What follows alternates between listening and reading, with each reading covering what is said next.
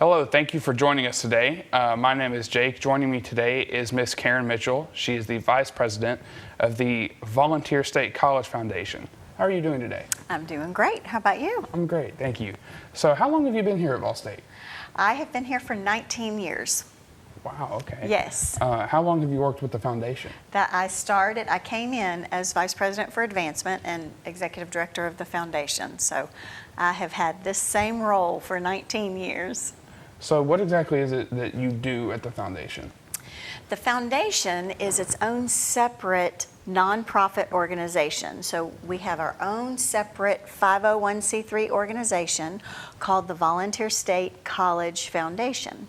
And what we do is we raise money for scholarships and other projects of the college. Other projects might include the feed. We have a food pantry at all of our locations that students can take advantage of. We have an emergency fund that students can take advantage of. And we raise money, obviously, for scholarships. A lot of people think that, oh, well, students don't need full-time tuition anymore, right? Well, that's wrong, because we have Tennessee Promise that starts at age 18. And Tennessee Reconnect starts at age 23. While those are great programs, we have that gap in between. The average age of the student at Vol State hovers between 22 and 23. So there's a gap there of students who still need full tuition. But on top of that, even if they do receive full tuition from either one of those programs or something else, books can be very expensive, and certain programs have some pretty hefty fees as well. So we're there to help with all of those things.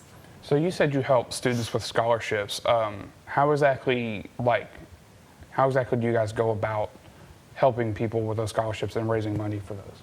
We have a couple of fundraising events throughout the year. We actually have a women's luncheon that we just finished up a couple weeks ago that went very well.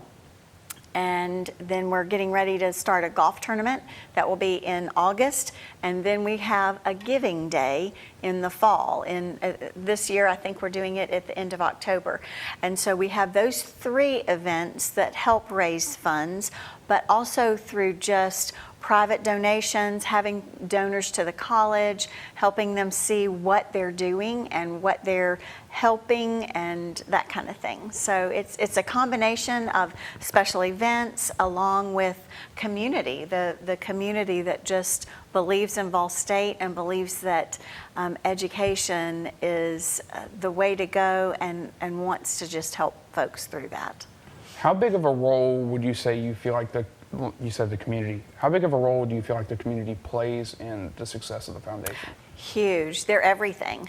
If the community isn't behind us, we can't succeed. So they come to our events, obviously, but also they give separately. They give privately. They support our events through sponsorships, but some donors just simply give us larger gifts, or maybe even leave us in their will. We just had a large gift that someone left to us in their will. So we have a lot of different avenues that people can give.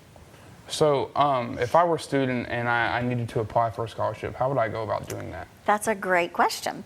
On the website, we have it under financial aid, but also under the foundation. There is one application that a student needs to fill out. That's it, just that one application. And what happens is that we have multiple scholarships, but luckily you don't have to apply for each one, because that one application gets you in the pool for all of the scholarships that you qualify for. So, for example, our scholarship associate would, let's say she is trying to fill a scholarship, trying to find the recipient for a scholarship that has a 2.0 GPA with maybe a major in music or whatever. So they don't always have specifics. We like it better when it's more general, because that we can help more folks that way. But if it's a 2.0 GPA and no other criteria, then every student who applied with a 2.0 GPA we can assess that application, make sure that we have everything and that they qualify. And if they do, then we have 3 reviewers to review each application, and they kind of score them and rank them.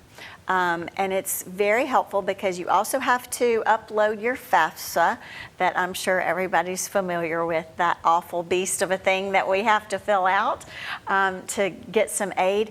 But what happens is, the great news is, like, maybe your FAFSA implies, oh, that person doesn't need help because they have a lot of money.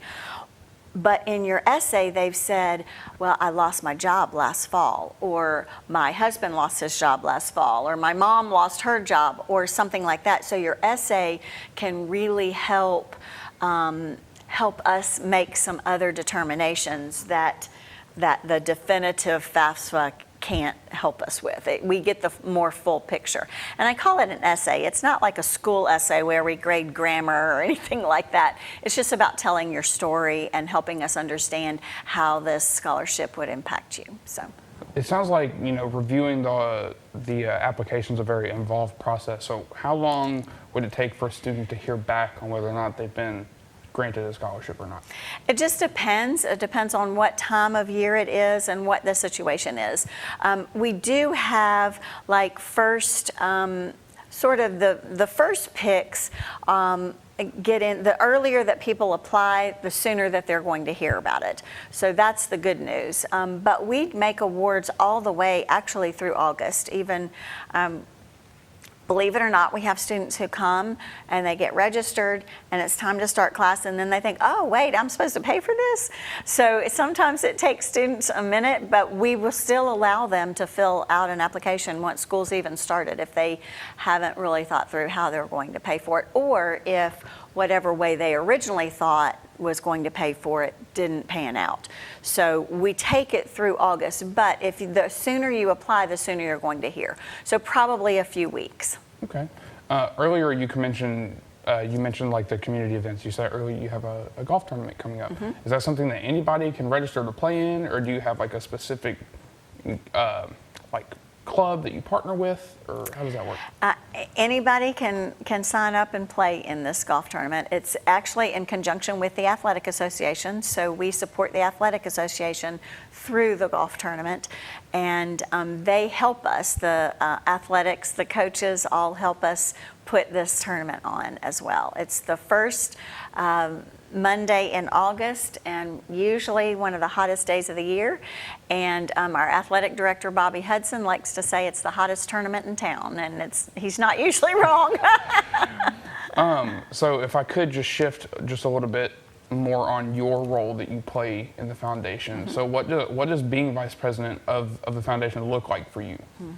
Well, on top of those, being the director of the foundation, I also have college responsibilities. So it's kind of a combination role. So I do some administrative things with the college on the college side, but also as director of the foundation, it's really kind of my job to help navigate those. What's the best way for us to raise those funds? So, for example, we just finished a women's luncheon. We netted $88,000, which is a record for us for that, and so we were very excited. But at the end of every event, it's always a good thing to look at the amount of time spent in putting that event on and how much you net, and to determine, is this the best use of our time? Obviously, in the case of the luncheon, it was the best use of our time.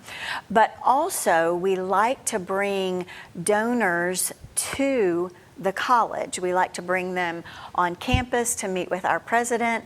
If you know our president, she's very vibrant and is very passionate about the college, and she can convey all the great things that we have going on here on campus, and we begin relationships that way, and then we begin to plug those people in wherever it makes sense. If they're a golfer, we plug them into the golf tournament.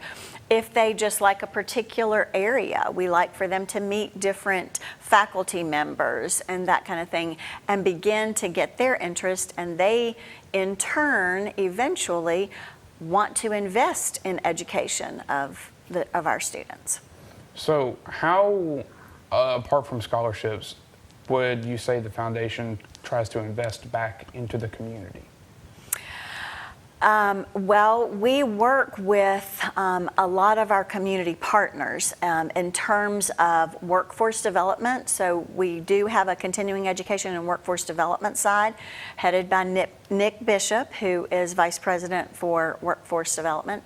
And they partner with some of the local businesses trying to figure out what are some great ways to help to utilize our students and some of our programs with some of the local businesses. We also have alumni that falls under advancement. And so we love and would love to partner with our alumni in terms of mentorships as well. We haven't quite made that happen just yet, but those are some ways that we love to engage our community. I want to thank you for joining me. I want to thank you for watching, and we'll see you next time.